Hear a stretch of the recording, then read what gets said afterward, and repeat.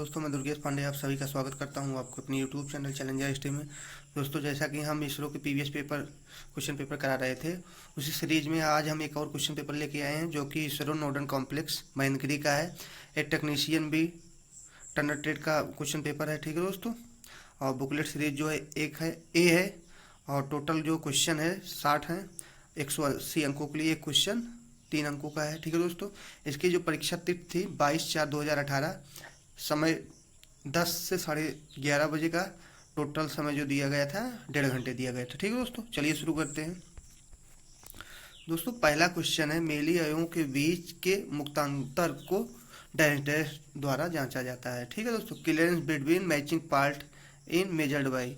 दोस्तों, दो मैचिंग पार्टों के बीच का क्लियरेंस निकालने के लिए हम कौन सा गेज का यूज़ करते हैं? वहाँ पे हम फिलर गेज का यूज़ करते हैं। ऑप्शन नंबर सी जो है हमारा करेक्ट आंसर होगा। ठीक है दोस्तों, नेक्स्ट क्वेश्चन है, स्थानिक फलन डैश डैश के लिए किया जाता है। Spot facing is done to.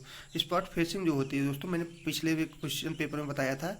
Spot facing जो होती है, ड्रिल किए हुए होल के ऊपरी मुख के ऊपरी भाग में बोल्ट हेड के को समतलन सतह प्रदान करने के लिए स्पॉट फेसिंग की जाती है। ठीक है, तो चलिए ऑप्शन में देखते हैं। बेरिज क्षेत्रों के मुख को व्युत्गत करने के लिए डिबर द मुख of the drill hole. Second option है, पृष्ठ को सपाट बनाने हो ताकि पृष्ठ पर बोल्ट उचित सीट लेने। तो ऑप्शन नंबर बी जो है दोस्तों यही सही है। Make surface flat so that bolt head can take proper seat on the surface. Surface पे प्रॉपर सीट लेने के लिए। ठीक है दोस्तों, तो ऑप्शन नंबर बी जो है हमारा यही करेक्ट आंसर माना जाएगा। नेक्स्ट क्वेश्चन है, बेरिंग का उपयोग डैश डैश के लिए किया जाता है। ठीक है, बेरिंग आर यूज्ड फॉर। पहला, स्थिर अवस्था में शाफ्ट को संभालने व पकड़ने के लिए। सेकंड ऑप्शन है, शाफ्ट को बिना रोक टोक चलाने के लिए। रबिंग प्रक्रिया को कम करने के लिए। उपरयुक्त तो सभी। ठीक है दोस्तों, तो इसमें क्या होगा दोस्तों, उपरयुक्त सभी। स्थिर अवस्था में शाफ्ट को संभालने व पकड़ने के लिए भी। ठीक है, फिर है शाफ्ट को बिना रोक टोक चलाने के लिए भी। फिर ऑप्शन नंबर सी जो है, रबिंग प्रक्रिया को कम करने, मिनिमाइज द रबिंग एक्शन। तो ऑप्शन नंबर डी जो है हमारा एक करेक्ट आंसर माना जाएगा। नेक्स्ट क्वेश्चन है, विपट्टा चालन के संबंध में निम्नलिखित में से कौन सा सही नहीं है? ठीक है दोस्तों, not correct in respect of V belt drive. यह संगत है। ऑप्शन नंबर ए है, बी है, इससे आसानी से बदला जा सकता है। फिर ऑप्शन नंबर सी है, इससे कम शोर और कंपन होता है। ठीक है, फिर ऑप्शन नंबर डी जो है, यह वहाँ प्रयोग किया है जहाँ ड्राइव और संचालित पुल्ले के बीच की दूरी अधिक हो। तो दोस्तों यही ऑप्शन सही माना जाएगा। ऑप्शन डी जो है, it use where distance between driver and driven pulley is more. ठीक है दोस्तों, ऑप्शन नंबर डी जो है एक करेक्ट माना जाएगा। नेक्स्ट क्वेश्चन है, क्वेश्चन नंबर 5, एक आरेख में 25 प्लस माइनस 0.02 मिलीमीटर का बीमा है, सहिष्णुता कितनी होगी? ठीक है दोस्तों, ए डायमेंशन इज स्टेटेड। तो इसमें दिया है डायमेंशन क्या, 25 प्लस माइनस में 0.02। ठीक है, एवं in drawing what is the tolerance. तो दोस्तों व्हाट इज टॉलरेंस पूछा गया है। दोस्तों मैंने बताया था, जब बाइलेटरल टॉलरेंस हो, जो टॉलरेंस दिया गया हो दोनों तरफ का हम जोड़ देते हैं, शॉर्ट ट्रिक है। ठीक है दोस्तों, 0.02 0.02 अगर हम जोड़ देंगे तो क्या आएगा, 2 दूना 4 हो जाएगा, 0.0। तो इसका जो टॉलरेंस आएगा 0.04। ठीक है दोस्तों, तो इसका ऑप्शन नंबर डी जो है दोस्तों ये सही माना जाएगा। बाकी दोस्तों मैं फार्मूले से बताया था, क्या बताया था, मैक्सिमम लिमिट ऑफ साइज। जो मैक्सिमम लिमिट है क्या है, 25 0.2, और मिनिमम क्या हो जाएगा, 24.98। ठीक है दोस्तों, जब इसे हम आपस में इसके अंतर को निकालेंगे, घटा देंगे, तो हमारा क्या आएगा, 0.04 mm। ठीक है दोस्तों, नेक्स्ट क्वेश्चन में चलते हैं। क्वेश्चन नंबर 6 है, सामान्यतया अंतर्विमिता डैश डैश के लिए लागू होता है, मतलब इंटरचेंजबिलिटी नॉर्मली अप्लाइड फॉर।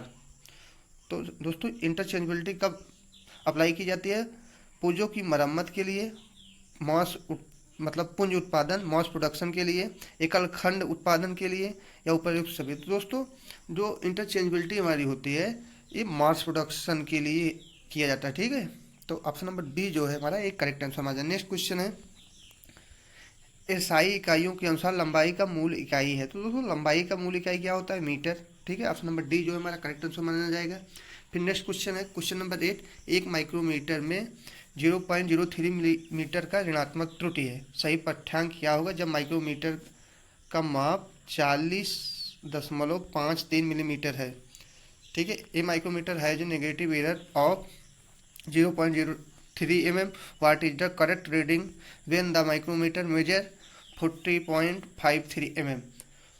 दोस्तों यहाँ पे देखो, यहाँ देखने वाली चीज़ क्या है, यहाँ पे नेगेटिव एरर की बात करें। जब दोस्तों माइक्रोमीटर में नेगेटिव एरर होता है तो हम क्या करते हैं, जो हमारा एरर होता है उसे जो हमारी जो रीडिंग ली जाती है, जो मेजर करने के बाद आती है, उसमें क्या करेंगे दोस्तों, जोड़ देंगे। ठीक है, तो दोस्तों इसमें ऑप्शन देख लो, पहले ऐसे निकाल लेते हैं, इसकी रीडिंग क्या है 40.53। ठीक है, और एरर कितना है दोस्तों 0.03। ठीक है दोस्तों, अब इसको हम जब जोड़ेंगे तो आएगा कितना, 3 3 6 5 और ये 40 है। ठीक है दोस्तों, 40.56 mm। ठीक है, तो कौन सा ऑप्शन मैच कर रहा है दोस्तों, ऑप्शन नंबर बी जो है हमारा करेक्ट आंसर होगा, ए मैच कर रहा है। नेक्स्ट क्वेश्चन में चलते हैं। किसी भी स्नेहक की सबसे महत्वपूर्ण गुणवत्ता है। नंबर 1 है दोस्तों विस्कोसिटी, फिर है स्पेसिफिक ग्रेविटी, सी है स्पेसिफिक हीट, और डी है हमारी पाइसीकरण इमल्सिफिकेशन। तो क्या है दोस्तों, इसका क्या होती है, किसी भी स्नेह की सबसे महत्वपूर्ण गुण उसकी श्यानता, विस्कोसिटी जो होती है उसकी सबसे महत्वपूर्ण इसका जो क्वालिटी होती है ये होती है। ठीक है, लुब्रिकेंट की। ऑप्शन नंबर ए जो है हमारा करेक्ट आंसर। नेक्स्ट क्वेश्चन है 10, बेधनी जिग बुशिंग आमतौर पर डैश डैश के लिए कठोरित किया जाता है। Drill jig bushing are normally hardened to. दोस्तों जो जिग बुश होता है, मतलब आमतौर पर किस लिए इसे हार्ड बनाया जाता है, ठीक है, कठोर किस लिए बनाया जाता है या कठोर किस लिए किया जाता है, जिग को नुकसान से सुरक्षित करने के लिए। ऑप्शन नंबर ए है। ऑप्शन नंबर बी है बिना घर्षण या विदारण के औजार को यथार्थ निर्देशित करते हुए दीर्घकालीन आयु सुनिश्चित करने के लिए। सी है बिना नत के औजार को निर्देशित करने। डी है आसानी से चिपों को बाहर होने के लिए। तो दोस्तों इसका जो राइट आंसर होगा क्या होगा, बिना निघर्षण या विदारक के औजार को यथार्थ निर्देशित करते हुए दीर्घकालीन आयु सुनिश्चित करने के लिए। ठीक है दोस्तों, ensure prolonged life without wear or tear so as guide the tool accurately. तो गाइड को एक्यूरेटली, टूल को एक्यूरेटली गाइड करने के लिए, जिससे, और दूसरी बात जो बुश है हमारा दीर्घकालीन तक चलता रहे बिना घर्षण और विदारक के। ठीक है दोस्तों, ऑप्शन नंबर बी जो है हमारा करेक्ट आंसर बना जाएगा। नेक्स्ट क्वेश्चन 11 है, निम्नलिखित गुणों में से कौन सा अपघर्षण का प्रतिरोध करता है।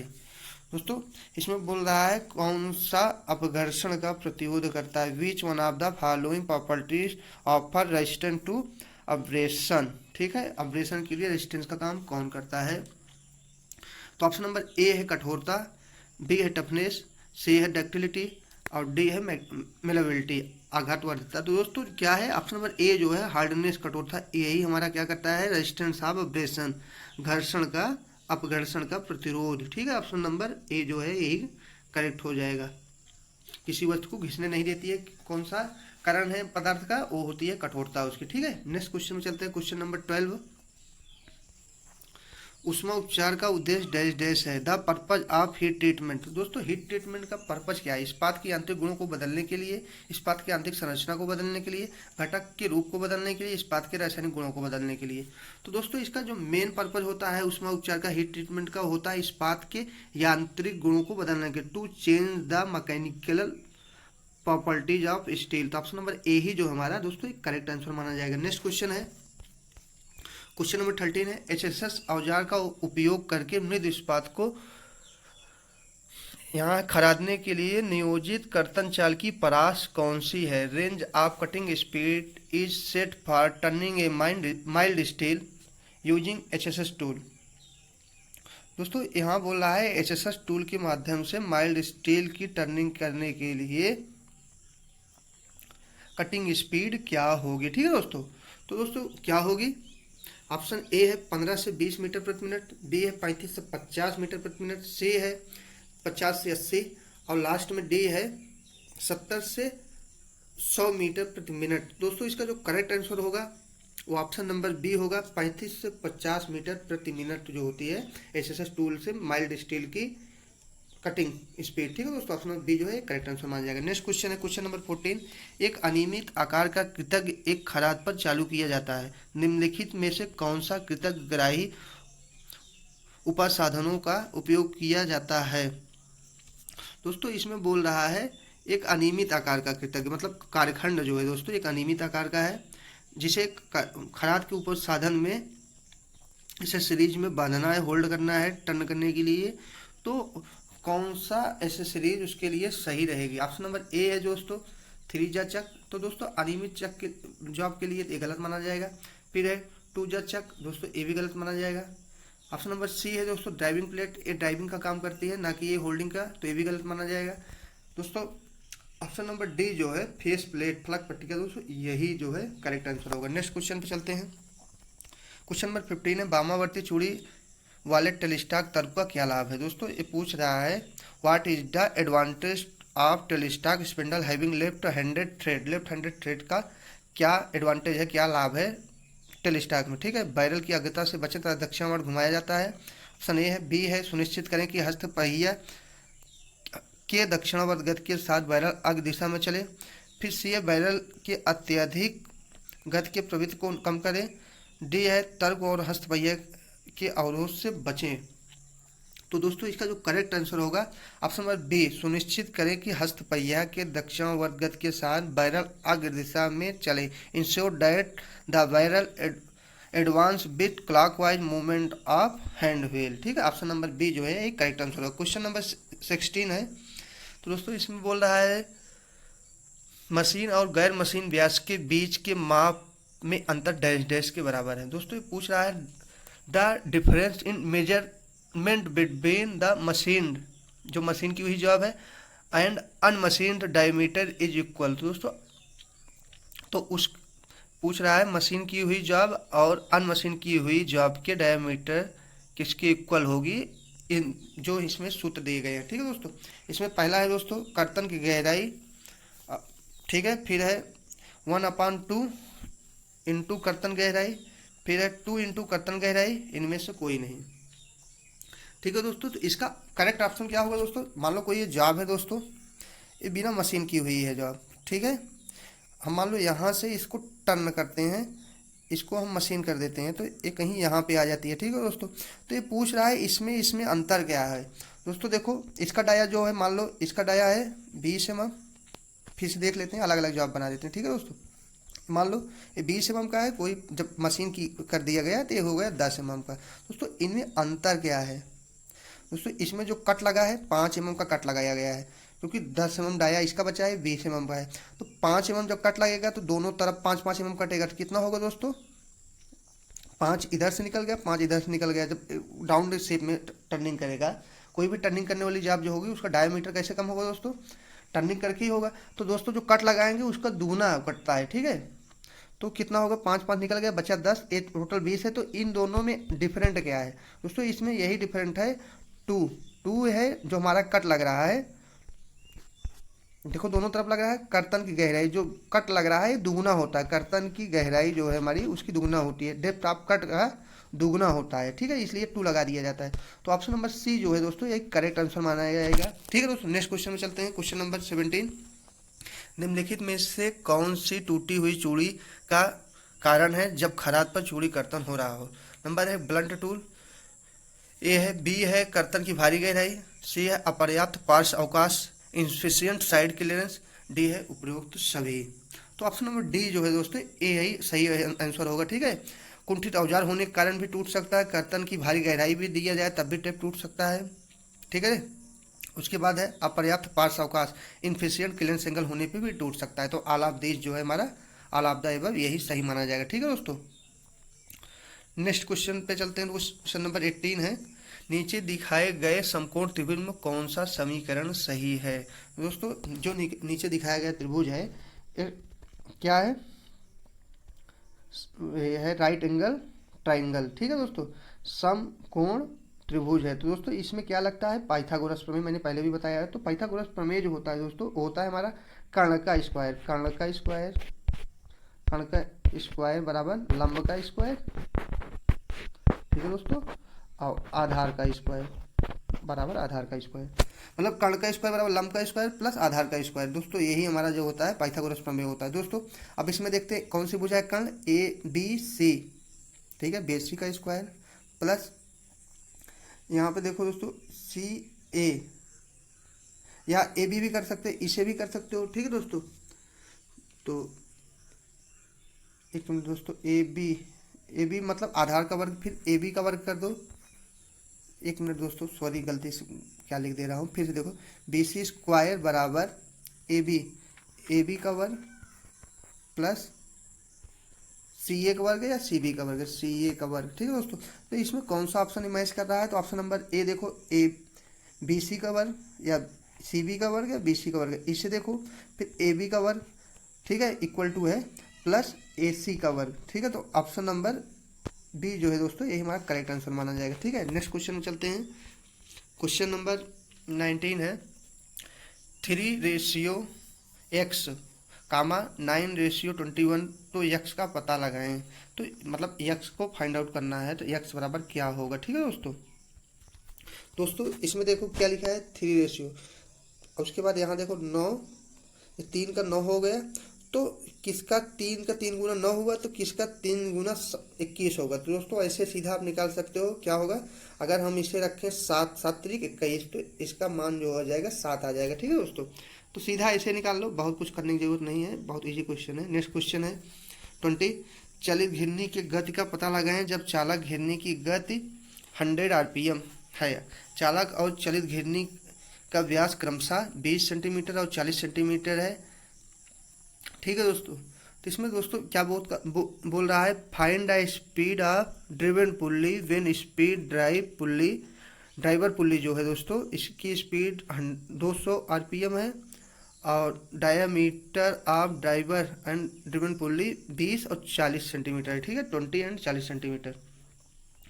तो दोस्तों इसका सूत्र है, तो दोस्तों क्या होगा, ड्राइवर का डाया है यहाँ पे, डाया मान लेंगे, ड्राइवर अपॉन ड्रिवन को डी एन से लिख दिया, ठीक है दोस्तों, इक्वल टू एन टू मतलब होता है RPM, ठीक है, RPM 2, और N1 जो है RPM पहला, ठीक है दोस्तों। तो इसी सूत्र पे हम इसका मान रख देते हैं, कलर चेंज कर लेते हैं, ठीक है दोस्तों। तो दोस्तों ड्राइवर हमारा कितना है, ड्राइवर का व्यास है यहाँ पे, ड्राइवर जो है 20 है, ठीक है दोस्तों, तो यहाँ पे लिख देते हैं हम 20, ठीक है। ड्रिवन कितना है दोस्तों, ड्राइवर का 20 हो गया, ड्रिवन का दोस्तों हो गया 40, तो यहाँ पे हम 40 लिख दिए, ठीक है दोस्तों, इक्वल टू N2 क्या है, हमें चालित घिरनी की गति का पता लगाना है, ठीक है दोस्तों। तो हमें N2 को ही निकालना है, तो N2 को यहीं पे छोड़ देते हैं, ठीक है दोस्तों। और फिर N1 का मान दिया है दोस्तों, कितना दिया है 200, तो 200 रख दिए, ठीक है दोस्तों। अब दोस्तों इसे क्या करेंगे, हम काट सकते हैं, कितने से कट जाएगा, 1/2 से कट गया है। अगर 2 से काटेंगे 20 से काटेंगे तो 20, 1 से 20 से करने में 20, 20 दूना 40, ठीक है। तो क्या आया 1/2, और दोस्तों अगर इसे हम यहाँ ले जाएंगे तो कितना हो जाएगा 200, इक्वल टू, कलर चेंज कर लेते हैं, कितना आया, इक्वल टू N2। तो N2 बराबर कितना है, अगर इसे 2 से काट दिए तो एक बार में गया, तो कितना आया दोस्तों, तो ये आ गया 100, ठीक है दोस्तों।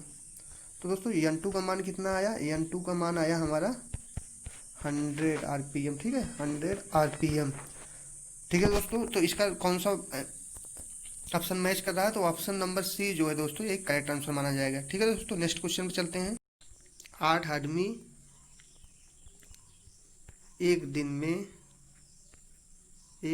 में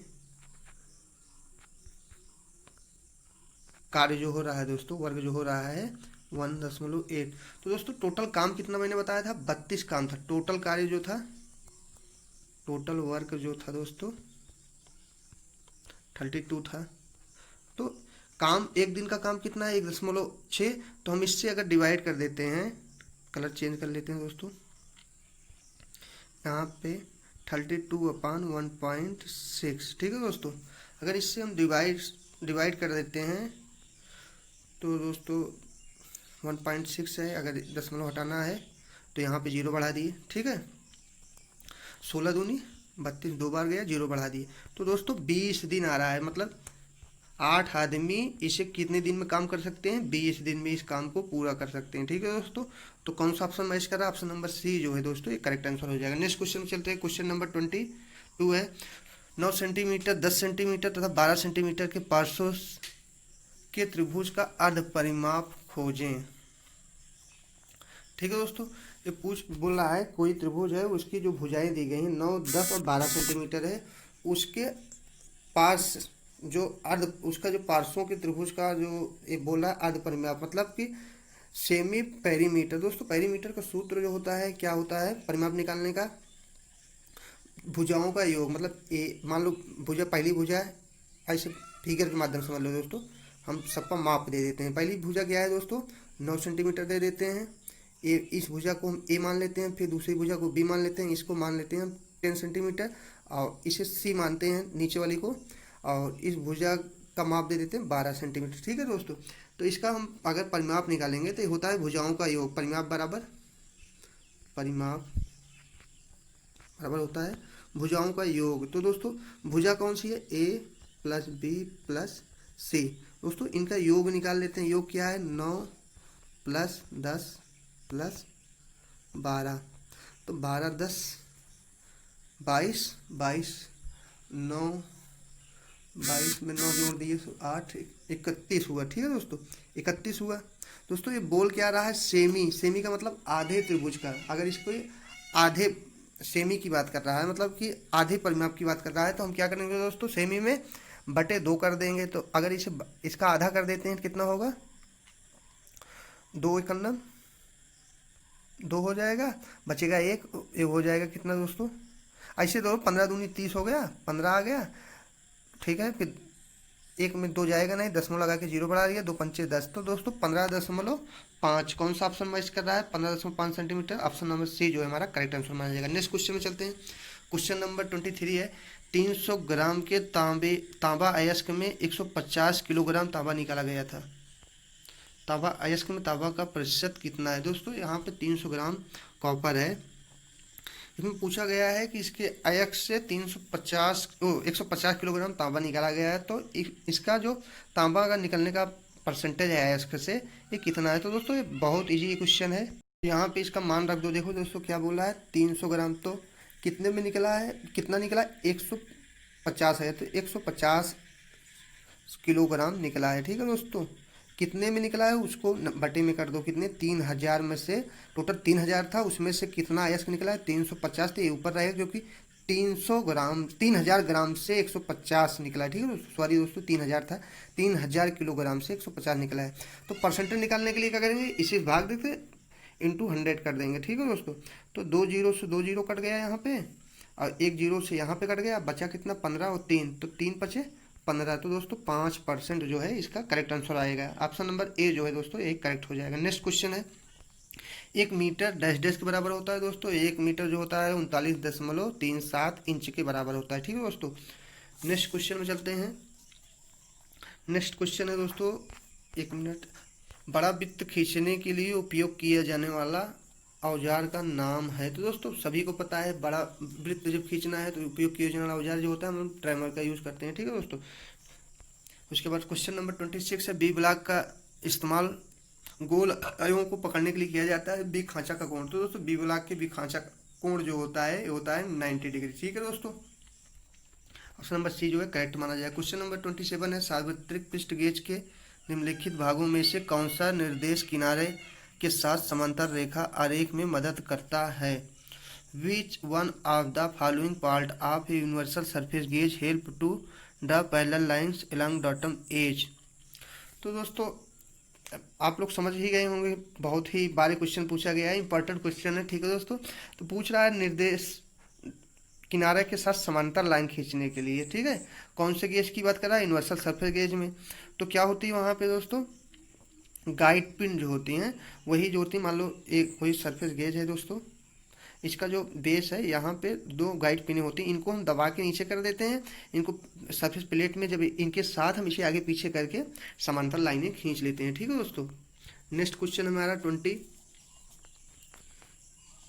है, केंद्र छिद्रक कोण का बिंदु है। दोस्तों जो केंद्र छिद्रक होता है, the point of centre punch, centre punch का जो एंगल होता है, सेंटर पंच का पॉइंट कोण जो होता है दोस्तों, वो कितना होता है 90 डिग्री। ठीक है, ऑप्शन नंबर सी जो है करेक्ट आंसर माना जाएगा। क्वेश्चन नंबर नेक्स्ट हमारा है 29, निम्नलिखित प्रकार के हथौड़ों में से कौन सा रिवेट शीर्ष द्वारा रिवेट मध्यांग फैलाने के लिए उपयोग की जाती है। दोस्तों ये बोल रहा है रिवेट हेड की स्प्रेडिंग जो करना है, तो उसके लिए कौन से हैमर का यूज़ किया जाता है, तो दोस्तों वहाँ पे हम बॉल पेन हैमर का यूज़ करते हैं। Option number a he correct हो जाएगा। नेक्स्ट क्वेश्चन है, मीट्रिक माइक्रोमीटर में थिम्बल अग्रता का एक पूर्ण परिक्रम होता है। दोस्तों मीट्रिक जो माइक्रोमीटर है उसके जो थिम्बल होता है, इसे एक पूर्ण चक्कर में कितना आगे बढ़ता है, वो होता है हमारा 0.5 मिलीमीटर। ठीक है दोस्तों, मतलब 500 माइक्रोन। ऑप्शन नंबर सी जो है हमारा एक करेक्ट आंसर माना जाएगा।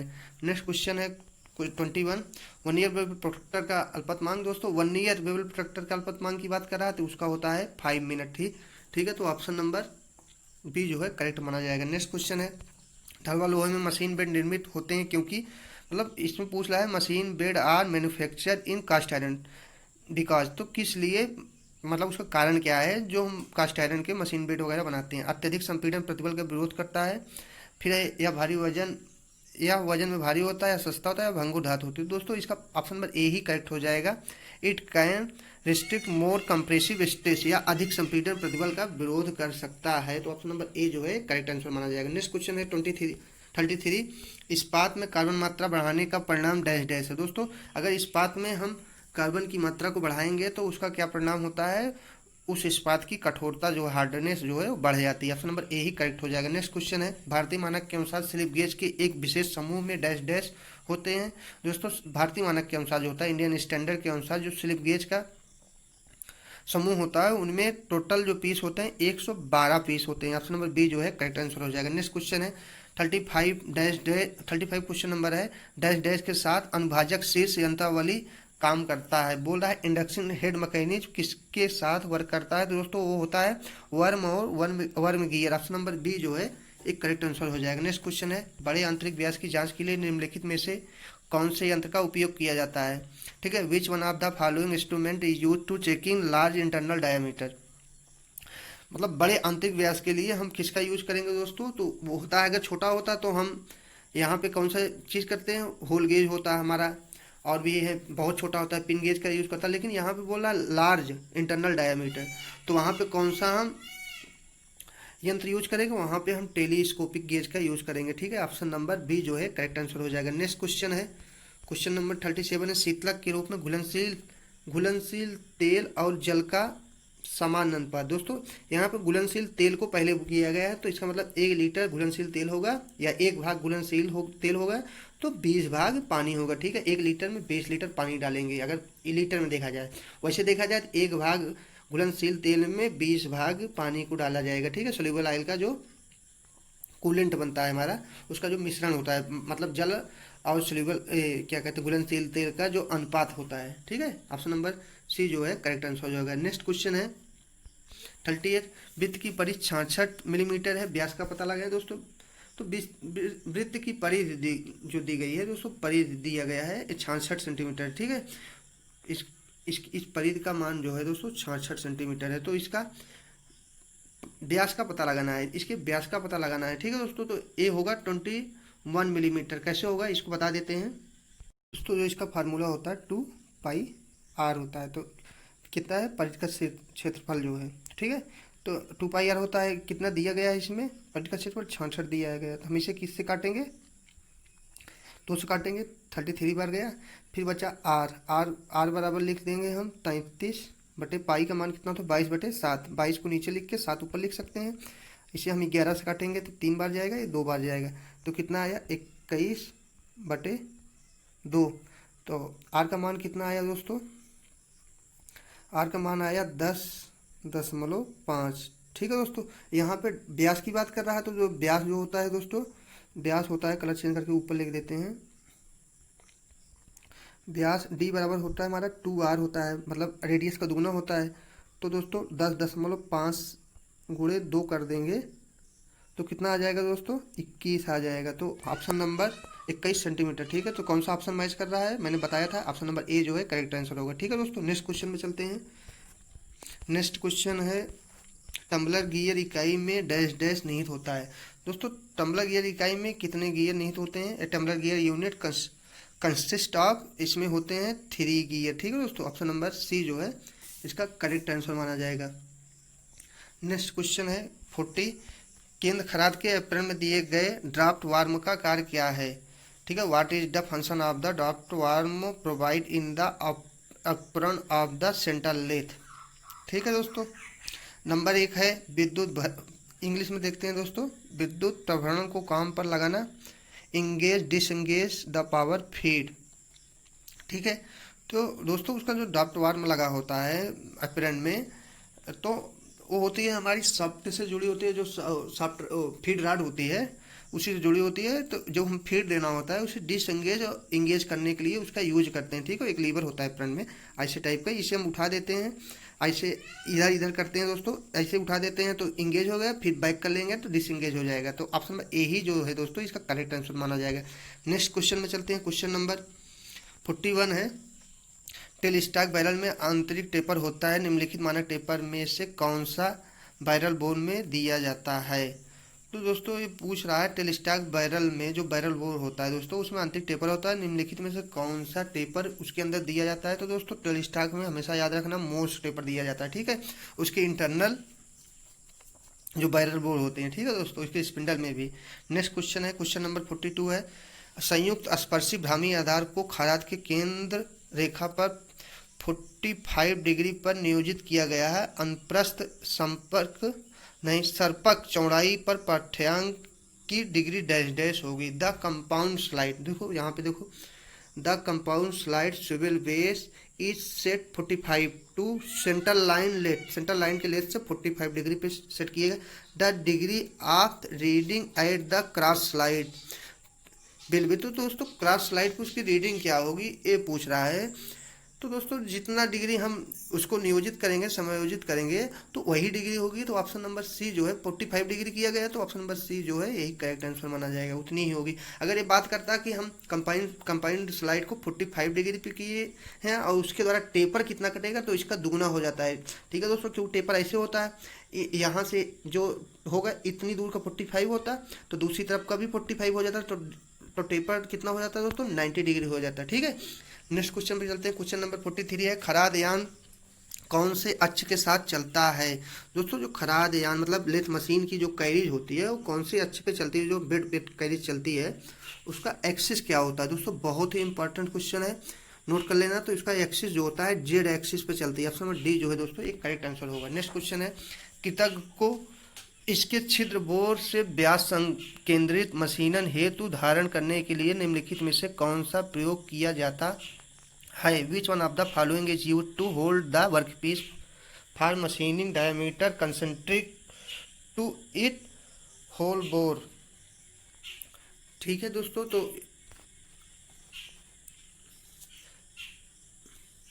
इसमें पूछ रहा है यहाँ पे देखो, which one of the following use to hold workpiece को होल्ड करना है machine diameter concentric to hole bore जिसमें हो, जिस जॉब में उसे हम कैसे होल्ड करेंगे, उस वर्कपीस को कैसे होल्ड करेंगे। तो दोस्तों हम क्या करेंगे, वहाँ पे मंडल का यूज करेंगे। ठीक है दोस्तों, मान लो कोई जॉब है यहाँ पे होल है तो मंडल के माध्यम से उसे चक में बांध लेंगे, उसके बाद ठीक है दोस्तों उसकी मशीनिंग कर लेंगे। ठीक है, तो ऑप्शन नंबर बी जो है इसका करेक्ट आंसर माना जाएगा। नेक्स्ट क्वेश्चन है, क्वेश्चन नंबर 45, औजार केंद्र की ऊंचाई को समायोजित हेतु निम्नलिखित में कौन सा औजार धारक सुगम है। तो दोस्तों वह कौन सा टूल पोस्ट है जिसे हम औजार की ऊंचाई को सेट करने के लिए, जो टूल हमारा होता है सेट करने के लिए बहुत ही आसान हो, कोई दिक्कत ना हो, तो होता है हमारा यूनिवर्सल टूल पोस्ट सार्वत्रिक औजार धारक। ऑप्शन नंबर डी जो है करेक्ट आंसर माना जाएगा। नेक्स्ट क्वेश्चन है, स्क्रॉल और गियर यंत्रावली डैश डैश में नियोजित होती है। तो दोस्तों स्क्रॉल और गियर मैकेनिज्म इज एम्प्लॉयड, तो वो होती किस में है दोस्तों, वो होती है हमारी थ्री या चक में। ऑप्शन नंबर ए जो है यही करेक्ट आंसर होगा। नेक्स्ट क्वेश्चन है, ऋणात्मक रेख कोण आमतौर पर डैश डैश के बने औजार पर बने होते हैं। तो दोस्तों पूछ रहा है नेगेटिव रैक कोण आमतौर पर कौन से औजार में बने होते हैं। दोस्तों यहाँ पे देखो एचएसएस है तो यहाँ पे नेगेटिव नहीं दिया जाएगा। टूल स्टील तो दोस्तों इससे औजार हम नहीं बनाते, बहुत कम ही बनाते हैं, वैसे इंस्ट्रूमेंट वगैरह बनाते हैं, लेकिन कटिंग औजार टूल स्टील के नहीं बनाते जल्दी। फिर है ऑप्शन नंबर सी जो है कंगस्टेड कार्बाइड। कंगस्टेड कार्बाइड जो है कंगस्टन होना चाहिए दोस्तों। कंगस्टन कार्बाइड में जो होता है उसमें हम नेगेटिव रैक कोण देते हैं। ऑप्शन नंबर सी जो है करेक्ट हो जाएगा। बाकी ये सी एस है हाई कार्बन स्टील, इसमें भी नहीं देते हैं। नेक्स्ट क्वेश्चन है question number 48। Semantic kit carbide औजार की आग को डैश डैश द्वारा मध्यांक पर जोड़ दिया जाता है। The tip of cemented carbide tool is join on shank by. तो दोस्तों ये पूछ रहा है सीमेंटिक कार्बाइड जो होता है उसे हम जो क्या कहते हैं, जो टूल होता है हमारा जो होल्डर होता है उसके अग्र भाग में किसके द्वारा जोड़ा जाता है। ऑप्शन ए है वेल्डिंग, बी है ब्रेजिंग, सी है सोल्डरिंग और डी है पेंच के साथ अबंधन। तो यहाँ पे दोस्तों ये देखना सीमेंट्रिक एक किया तो सबसे जाता है, लेकिन यहाँ पे देखो सीमेंटिक कार्बाइड की बात कर रहा है तो ऑप्शन नंबर बी जो है ब्रेजिंग के माध्यम से हम उसे जोड़ते हैं। ठीक है। ऑप्शन नंबर 49 मध्यांक पर नीले निशान के साथ कार्बाइड अग्र औजार का प्रयोग खराद पर किया जाता है। निम्नलिखित में से कौन सा पदार्थ इस औजार के साथ मशीन किया जा सकता है। A carbide tip tool with blank mark on shank is use on the lathe which one of the following material can be machine with this tool. इस टूल से कौन सा मटेरियल मशीन किया जा सकता है, क्योंकि यहाँ पे देखो क्या बोला है, मध्यांक पर नीले निशान के साथ कार्बाइड अग्र औजार का प्रयोग कर। ठीक है, तो कौन सा होगा दोस्तों, तो हम उससे हम इस्पात स्टील को क्या कर सकते हैं दोस्तों, मशीनिंग कर सकते हैं। ठीक है, ऑप्शन नंबर बी जो है दोस्तों ये हमारा करेक्ट आंसर हो जाएगा। नेक्स्ट क्वेश्चन है 50।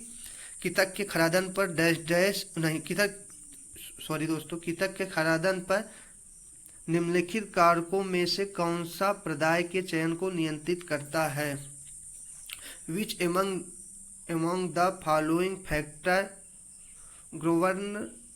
govern the selection of feed when turning a workpiece। पहला ऑप्शन है दोस्तों टूल ज्योमेट्री, दूसरा है हमारा सरफेस फिनिश, सी है हमारा depth of cut. All of these कितक के खरादन में निम्नलिखित क्रम से कौन सा पदार्थ चयन को नियंत्रित करता है। मतलब इसमें बोल रहा है जो हम टर्निंग वर्कपीस करते हैं उसमें उसकी मतलब कटाई की गति को या कटाई का नियंत्रण जो होता है, हम टूल वगैरह जो लेते हैं इन सब चीज़ों में से इसमें मतलब जो चीज़ें हैं कौन सा इसका नियंत्रण करता है, इसका चयन कौन करता है, तो सबसे ज़्यादा जरूरी कौन सी चीज़ है ये चीज़ बताया गया है। ठीक है दोस्तों, तो इसमें देखो टूल की ज्योमेट्री भी निर्भर करती है कितक के खरादन में।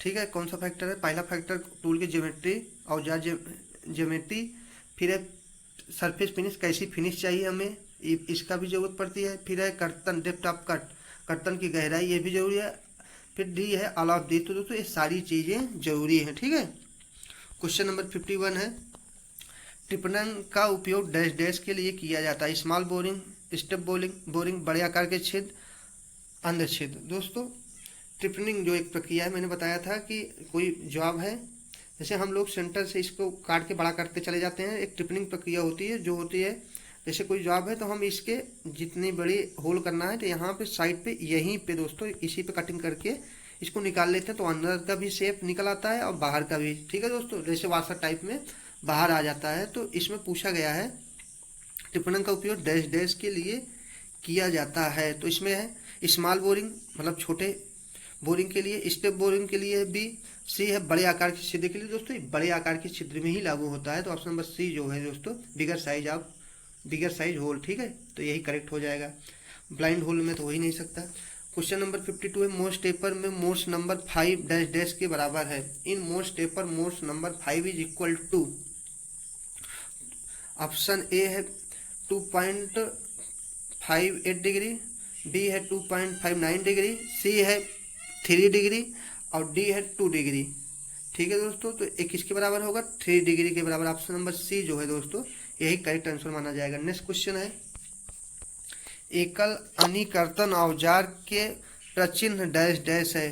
कोण के 10 अवयव, कोण के 6 अवयव, कोण के 7 अवयव, कोण के 5 अवयव। मतलब एकल यहाँ दिया है signature of single point cutting tool angle 8। तो सिंगल पॉइंट कटिंग टूल में कितने एंगल होते हैं? तो दोस्तों इसमें हमारे कितने होते हैं? ऑप्शन सी जो है 7 अवयव, ठीक है, 7 एलिमेंट होते हैं, ठीक है। ऑप्शन नंबर सी जो है करेक्ट आंसर माना जाए। किसमें माना जाएगा दोस्तों?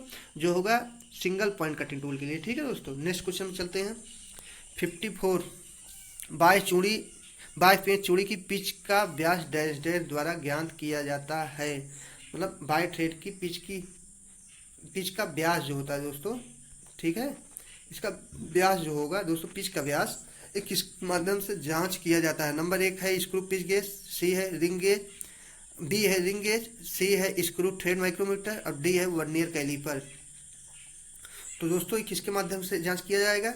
स्क्रू थ्रेड माइक्रोमीटर के द्वारा। यहाँ पे स्क्रू थ्रेड माइक्रोमीटर का यूज हम करेंगे, ठीक है दोस्तों। नेक्स्ट क्वेश्चन है 55 है। आइसोमेट्रिक चूड़ी का फुट डैश डैश है।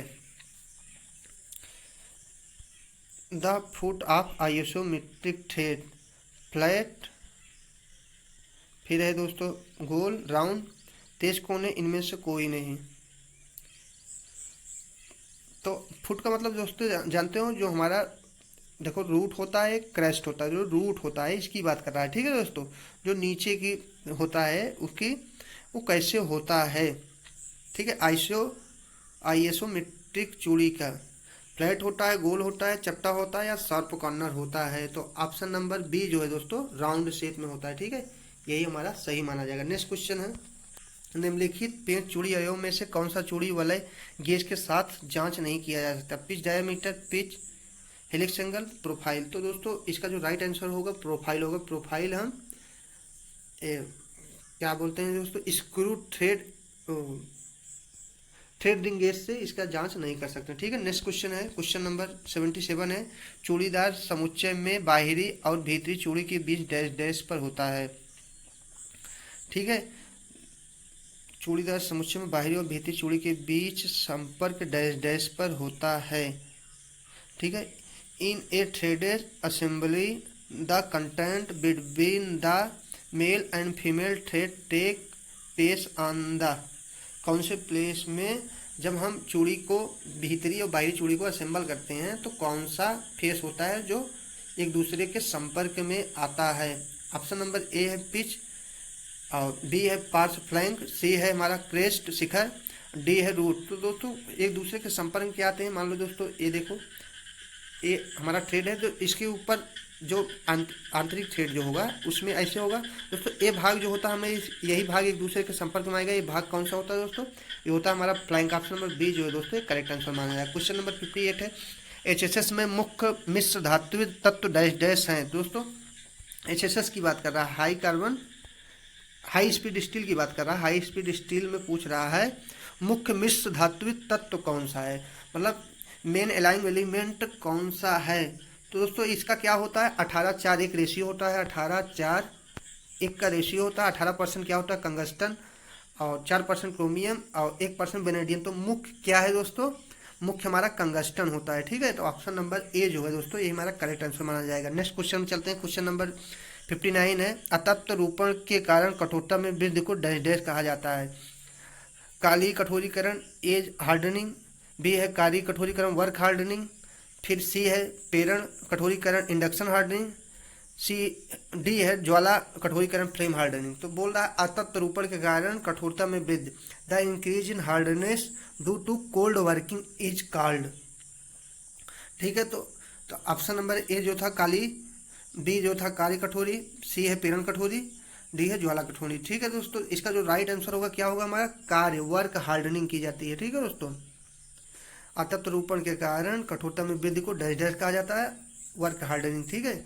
नेक्स्ट क्वेश्चन है हमारा क्वेश्चन नंबर 60। पीतल कर्तन के लिए लोहा काट आदि फलक में प्रति 25 मिलीमीटर पर दांतों की संख्या डैश डैश होनी चाहिए। दोस्तों पीतल की बात कर रहा है, ठीक है। यहाँ पे क्या होगा, हमारी क्या पिच होगी, कोर्स पिच वाली ब्लेड का यूज किया जाएगा, ठीक है। तो उसमें पूछ रहा है 25 मिलीमीटर पर दांतों की संख्या कितनी होगी? 14 होगी, 24 होगी, 32 या 40? तो दोस्तों कितने दांतें होंगे? कोर्स पिच की बात कर रहा है तो 25 मिलीमीटर में कितने होने चाहिए? 14 दांतें। ठीक है दोस्तों, तो ऑप्शन नंबर ए जो है दोस्तों ये करेक्ट हो जाएगा। दोस्तों हमारे अगर इसको हेक्सा ब्लेड को अच्छे से समझना हो तो हमारे जो पिछले वीडियो बनाए गए हैं उसमें देखेंगे आप, हैंड कटिंग टूल में हेक्सा ब्लेड और हेक्सा फ्रेम के बारे में बताया गया, आप अच्छे से इसे समझ पाएंगे, उसे जरूर जाके देखना। ठीक है दोस्तों, ये दोस्तों लास्ट क्वेश्चन था। बहुत बहुत धन्यवाद वीडियो को अंत तक देखने के लिए। ठीक है दोस्तों, चलिए फिर से मिलेंगे दूसरे सीरीज के साथ। ठीक है, तब तक के लिए बाय बाय। दोस्तों ये आंसर किया है, इसे देख लो आप लोग। ठीक है दोस्तों, ठीक है, thank you for watching, bye bye.